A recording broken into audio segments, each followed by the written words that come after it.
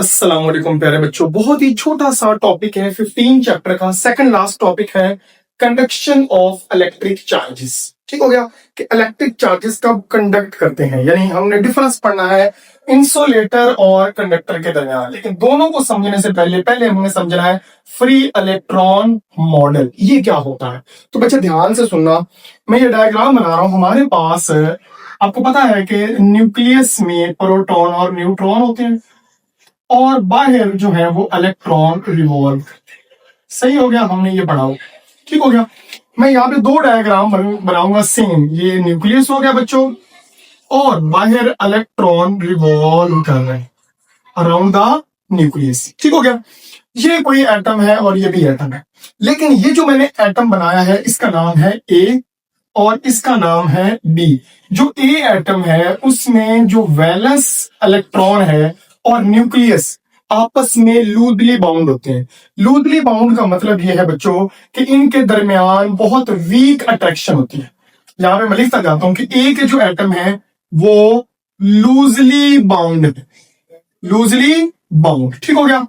और उनके दरमियान जो फोर्स है, फोर्स ऑफ अट्रैक्शन, बच्चों याद रखना वो वीक है। ओके, जब वीक होगी तो हम थोड़ा सा पोटेंशियल अप्लाई करेंगे, थोड़ा सा वोल्टेज देंगे, थोड़ी सी हीट देंगे तो ये इलेक्ट्रॉन, ये बॉन्ड टूट जाएगा और ये इलेक्ट्रॉन निकल जाएगा एटम से, अलग हो जाएगा और ये बन जाएगा फ्री इलेक्ट्रॉन और पीछे रह जाएगा पॉजिटिव आयन।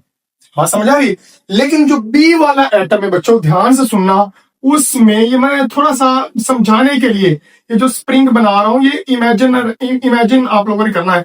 ये मजबूत है स्प्रिंग, इसका मतलब ये जो बी बॉन्ड है उसका इलेक्ट्रॉन और उसका न्यूक्लियस आपस में स्ट्रांगली बॉन्ड है, स्ट्रांगली बाउंड है। बात समझ आ रही है। और इनके दरमियान फोर्स ऑफ अट्रैक्शन बहुत ही हाई है।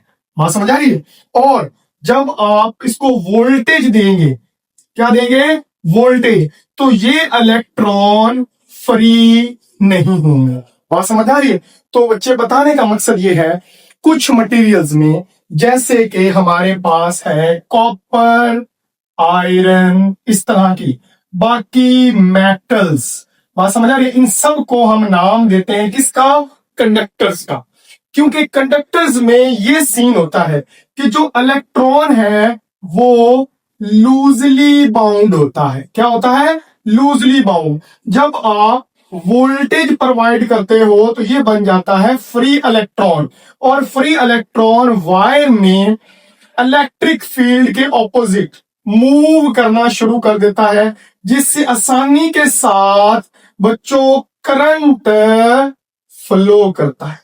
बात समझ आ रही है। तो ऐसे मटेरियल जिसमें इलेक्ट्रॉन लूजली बाउंड हो, वोल्टेज देने से फ्री हो जाए आसानी के साथ और करंट फ्लो करवाएं या हीट फ्लो करवाएं, ऐसे मटेरियल्स को बच्चों किसका नाम दिया जाता है, कंडक्टर्स का नाम दिया जाता है। और इसकी एग्जांपल मैंने दे दी है। तो ये इलेक्ट्रिसिटी जो है, वायर्स जो है, ये सारे कंडक्टर्स हैं। इनमें करंट फ्लो करना है क्योंकि ये इजीली हो जाते हैं फ्री इलेक्ट्रॉन, इजीली न्यूक्लियस को छोड़ देते हैं थोड़ा सा वोल्टेज देने पर। तो बच्चे ऐसे मटेरियल्स को हम किसका नाम देते हैं, कंडक्टर्स। और बच्चे जो मैंने पी डायग्राम बनाई है उसमें इलेक्ट्रॉन और न्यूक्लियस जो है बच्चों वो स्ट्रांगली बाउंड होते हैं, जिसमें हमारे पास आ जाती है वुड, लकड़ी आ जाती है, ठीक है, ग्लास आ जाता है बच्चों, प्लास्टिक आ जाता है बच्चों, रबर आ जाता है। ये ऐसे मटेरियल है B1। बात समझ आई। इसमें इलेक्ट्रॉन जो है बच्चों वो एक दूसरे के न्यूक्लियस के साथ स्ट्रांगली बाउंड होते हैं। बच्चों याद रखना, जब स्ट्रांगली बाउंड होंगे तो इसका मतलब है अट्रैक्शन की फोर्स हाई है और कोई भी फ्री इलेक्ट्रॉन नहीं है। बात समझ आ रही है। इसलिए बच्चों ये करंट फ्लो करने में इतने अच्छे नहीं होते। याद रखना बच्चों। तो इंसुलेटर ऐसे सब्सटेंस है जिसमें फ्री इलेक्ट्रॉन नहीं होते और इजीली इलेक्ट्रिसिटी को कंडक्ट नहीं करते। तो ये बच्चों हमारा छोटा सा सिंपल सा टॉपिक है, कंडक्शन ऑफ इलेक्ट्रिक चार्जेस। बच्चे जब इलेक्ट्रॉन निकलेंगे ही नहीं, इलेक्ट्रॉन बाउंड रहेंगे, तो इलेक्ट्रॉन नहीं निकलेंगे तो करंट भी फ्लो नहीं करेगा। तो सारा चक्कर बच्चे किसका है? फ्री इलेक्ट्रॉन का।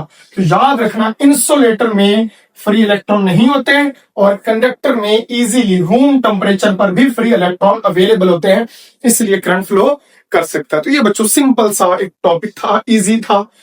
आई होप बच्चों आपको क्लियर हो गया होगा। अपना ख्याल रखिएगा, मिलते हैं नेक्स्ट लेक्चर में, तब तक के लिए अल्लाह हाफिज।